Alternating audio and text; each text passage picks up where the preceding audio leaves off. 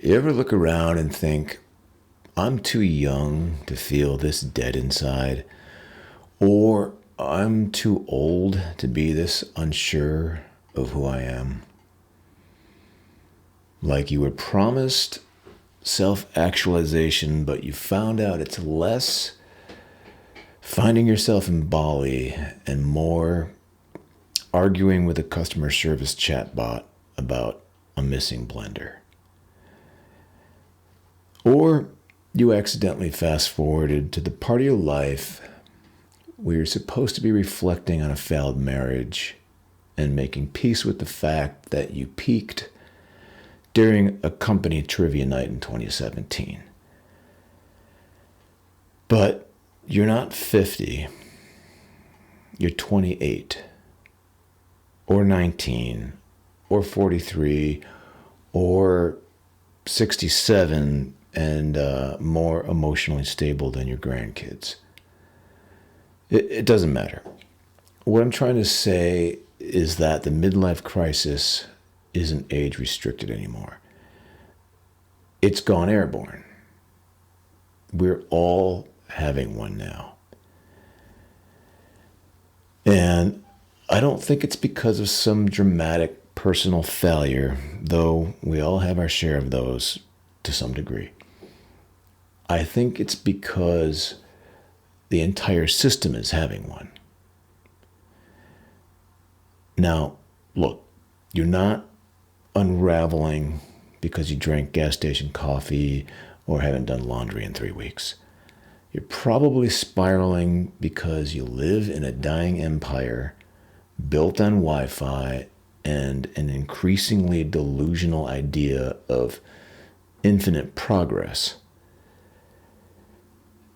I'd say at this point, the world is standing in the break room of a third shift warehouse, microwaving last night's spaghetti in warped Tupperware, trying to ignore the flickering light overhead and the fact that nobody's been paid overtime in months.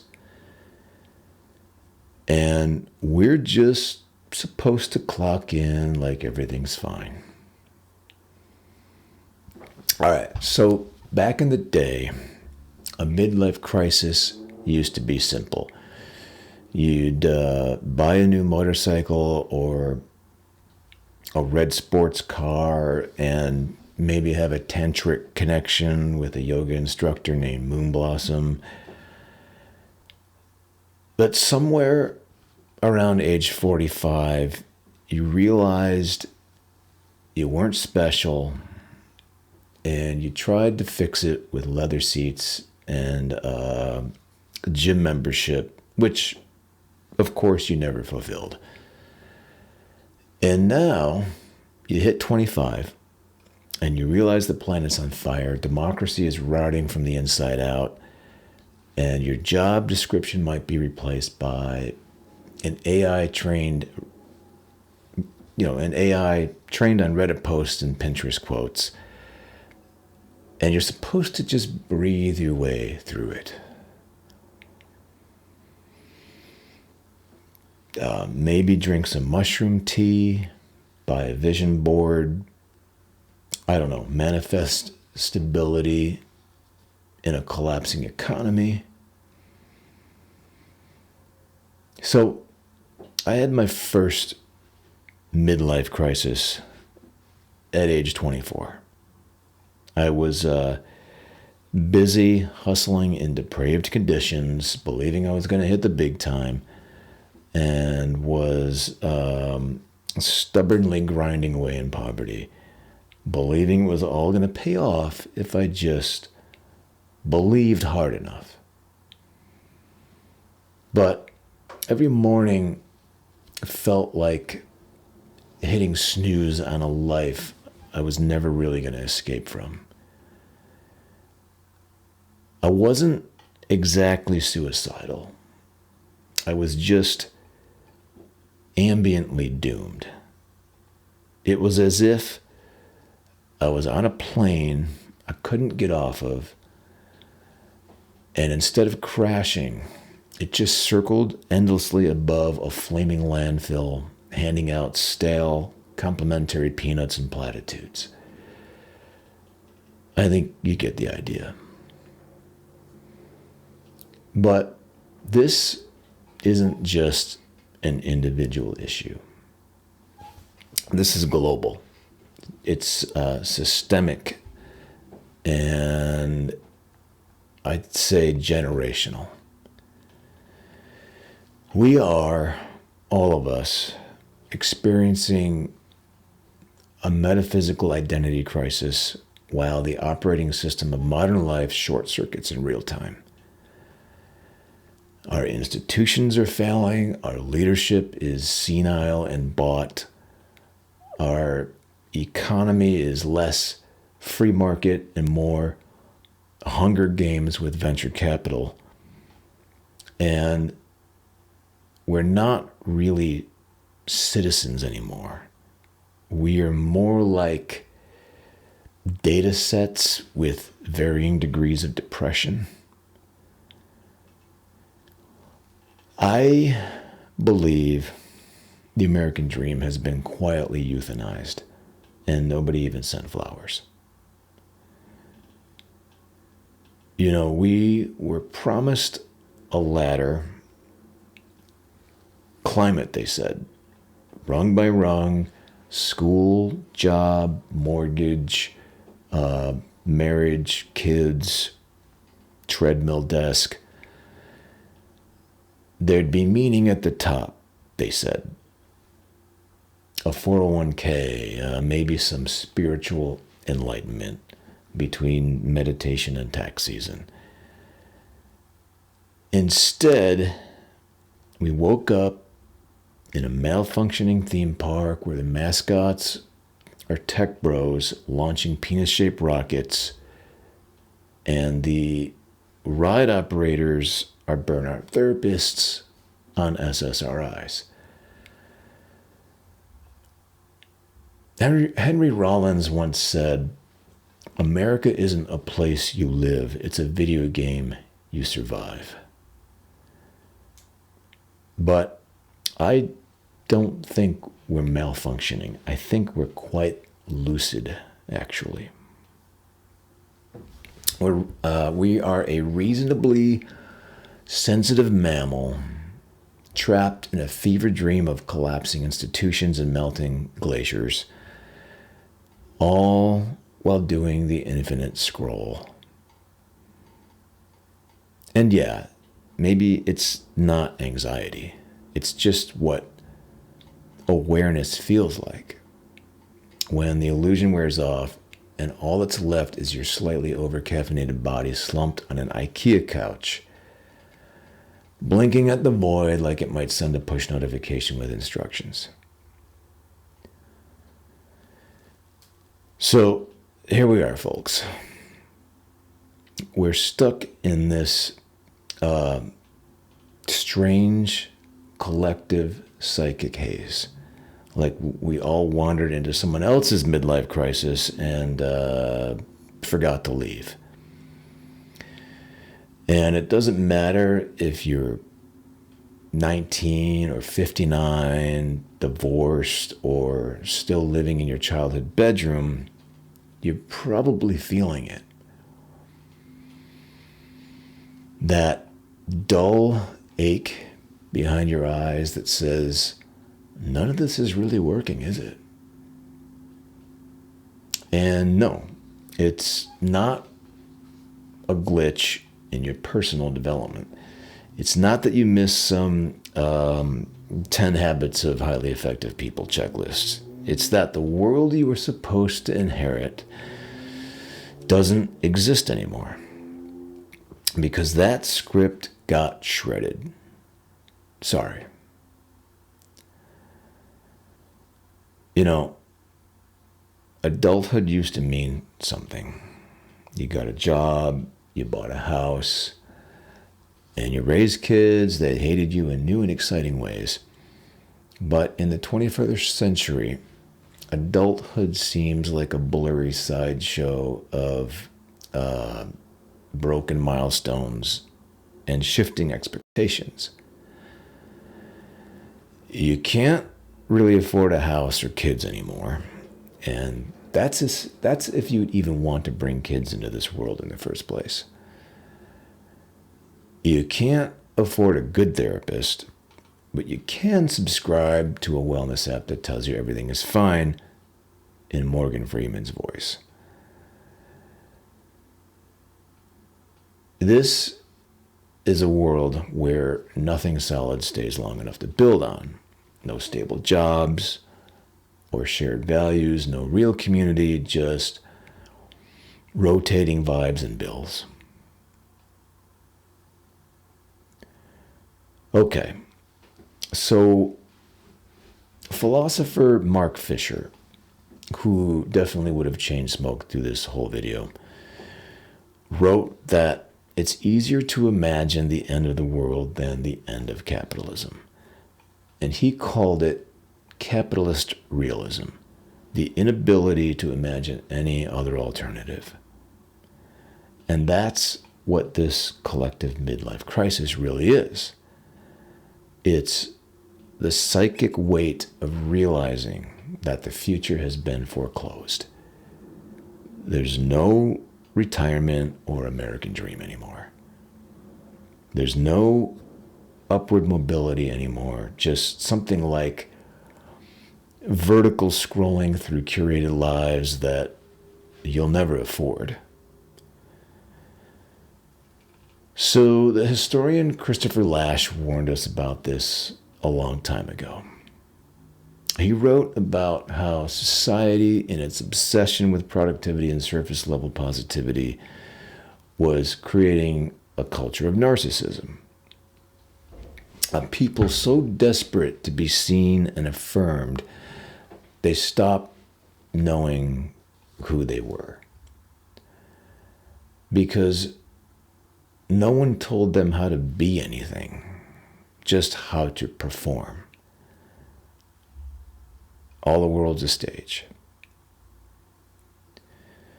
So the middle class was supposed to be the prize for enduring capitalism.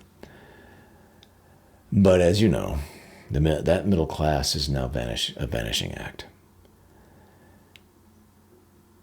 And what we're left with is David Graeber's bullshit jobs, which are careers that serve no real purpose except to keep you exhausted and slightly to heavily ashamed.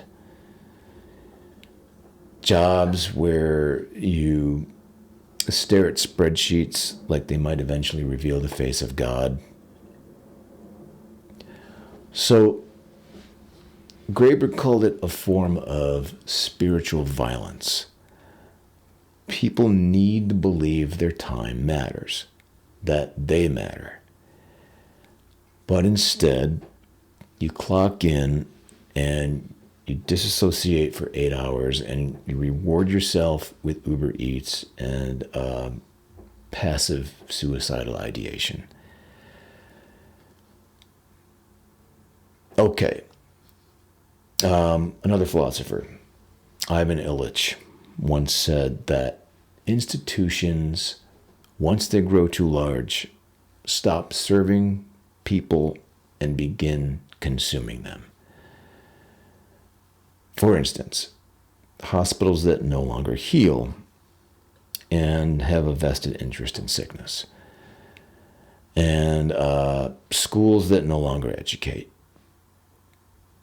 And let's not forget governments that exist to maintain themselves, not to serve their constituents.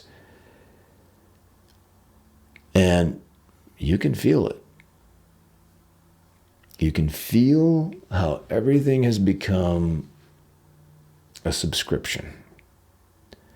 Even your own attention, sold off to the highest bidder, and even your relationships, framed in algorithms and dating profiles that read like emotional resumes. This is Lewis Mumford's mega machine in action. Not some sleek sci-fi dystopia, but a bloated, bureaucratic fever dream where your soul gets chewed up by HR policy and techno-futilism. And no one can tell you why. And the best part is that you were taught to believe in the future, and not just chronologically, but morally, that things get better, that progress is inevitable and endless, and that you're just a few good decisions away from peace of mind. But instead, we have climate catastrophe, and the housing market is a rigged casino, and politics is, of course, a cartoon. On top of all of that, no one seems to know whether AI will save us or replace us, or maybe just edit our dating bios and resumes until we forget how to be human altogether. Even James Hillman, that cranky Jungian who never fully bought into healing, said it. The soul doesn't want to be cured. It wants to be understood.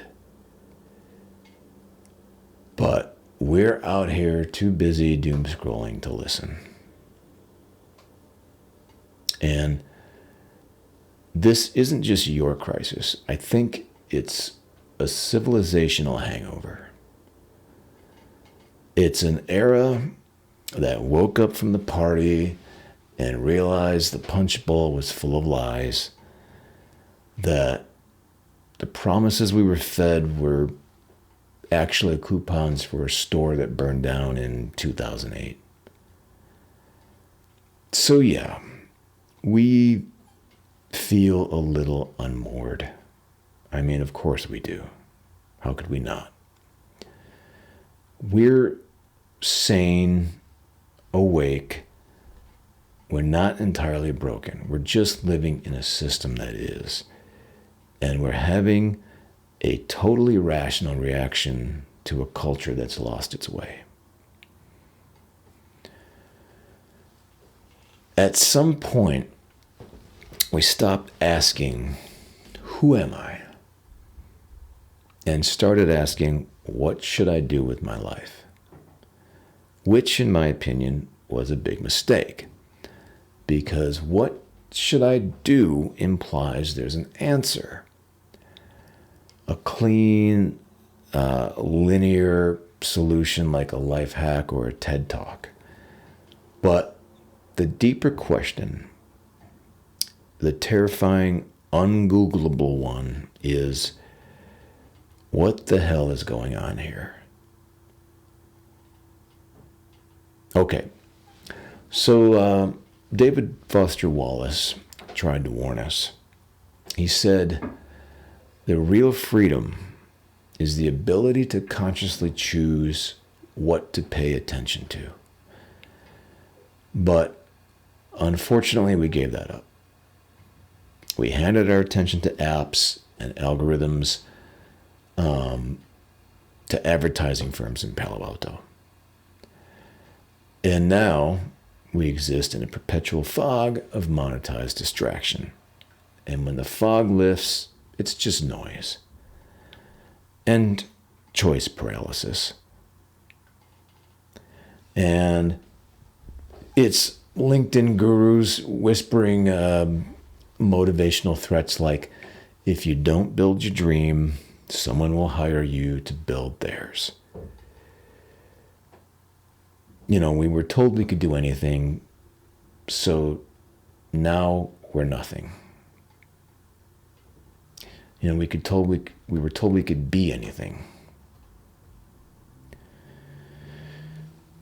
And again, now we're nothing. Because now every identity is a brand and every passion a side hustle. And now every human interaction is shadowed by a faint transactional odor. smells like corporate capitalism mixed with desperation. And if you're still trying to, find your place in all this, good luck. Because the world, it just keeps shifting under your feet like a drunken stagehand rearranging the set mid-performance. So, the philosopher Charles Taylor calls this the malaise of modernity. It's that slow burn dread that comes from a culture that's lost its shared values but still demands individual performance. We have no common vision of the good, but we all better hustle like hell to look successful on social media, right? So, yeah, maybe it's not a midlife crisis. It's more a civilizational identity crisis, wearing a hoodie and drinking cold brew or something. And here's the thing. There's no exit ramp. There's no find yourself yoga retreat in Bali that undoes decades of systemic spiritual decay. I think the best we've got is awareness. And maybe a small, quiet refusal to play the game by the old rules.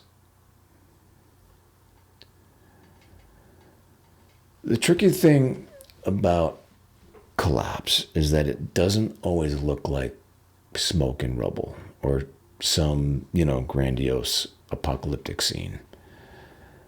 Sometimes it looks like everybody's smiling through gritted teeth at a wellness workshop, while quietly wondering if they'd be happier living in their car. I don't think we need a mushroom cloud to feel like the world ended.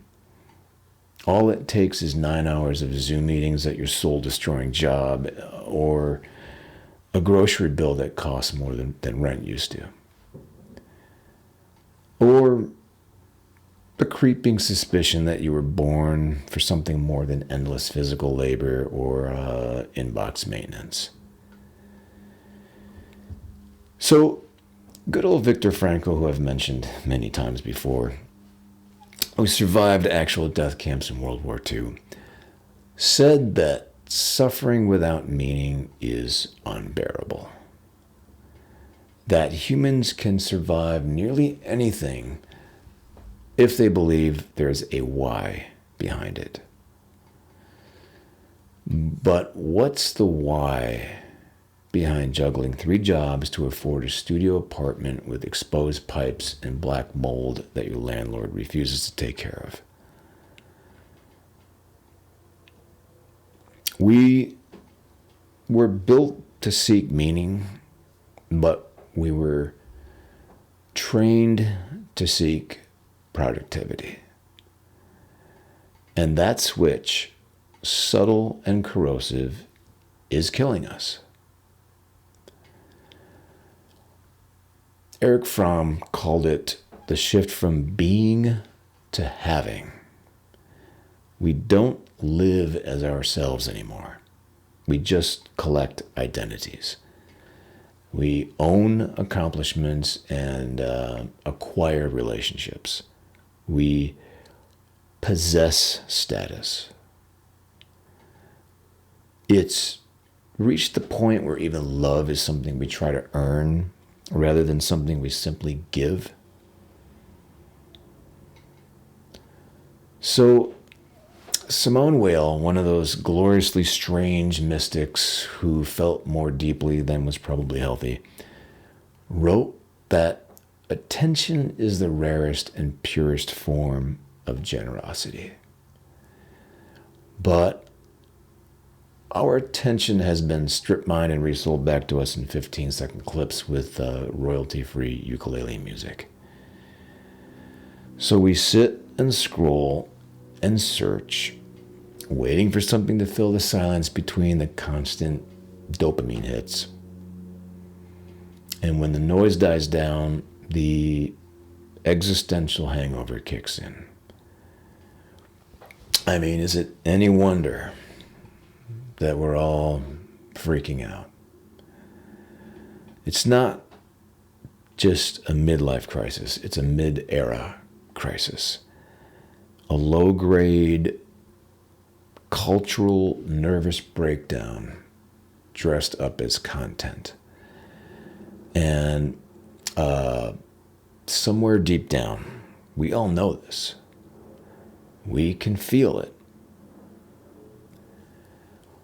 But I think we feel this more deep down in our bones than in our heads. That it's like an aching sense that this isn't sustainable. That this isn't it. But nobody wants to say it out loud, right? Because if we admit that the emperor is naked, someone might expect us to sew him a damn pair of pants. So, what the hell do we do when you wake up in a world that feels like it's emotionally catfishing you? Where meaning's been outsourced and, the future is basically paywalled. What do you do when your therapist is booked out 6 weeks because everyone else is also whisper screaming into the void? Well, first, I think we stop trying to fix the feeling like it's a glitch. This isn't a bug. It's a feature of being a conscious creature in an unraveling civilization. I don't think we're malfunctioning. We're noticing. And I think the very fact that it hurts means we're still human. And I think it means we haven't quite gone numb yet. Okay. Thomas Merton said, "We are so obsessed with doing that we have no time to be." We've fallen into the trap of believing that we are what we do. But you are not your resume or your follower count. You are not your credit score. You are a sentient sack of meat floating on a spinning rock who somehow has the ability to feel grief and beauty and awe and dread all in the same 90-second window. I don't see this as dysfunction. I see it as depth. But how do we live with that kind of awareness and not drown in it? Well, I think we start by turning down the volume on everything that's trying to sell us anesthesia. Let's turn down the news cycle that feeds on our cortisol. How about we turn down the influencers pretending anxiety can be cured with a mushroom latte and 5 a.m. lunches? Or, I don't know, how about we silence the productivity cult that acts like burnout is a spiritual achievement? Bell Hooks said that choosing love in a loveless culture is a radical act. Choosing stillness is too. Choosing not to scroll past your own discomfort, but to sit with it and learn its name. And maybe, most importantly, choosing each other. Because the myth of the individualist savior, it's just that, a myth. Nobody survives collapse and solitude. And I think, whether we like it or not, we're going to need each other. Even if we're all weird and traumatized and awkward as hell at hugging and divided. Ivan Illich once wrote about the idea of conviviality, the art of living together without domination, not in utopia, just in dignity. It's not sexy, but it is real. And I don't know, maybe that's the answer. Not to optimize your way out of collapse or to build a better life on the smoldering ruins of a toxic system, but to just slow down, feel it and grieve it, laugh at it, and then imperfectly, humanly connect. Because maybe the crisis we're all having is less about midlife and more about the middle of something else. Something that's falling apart, yes, but also maybe something beginning. Thanks for watching.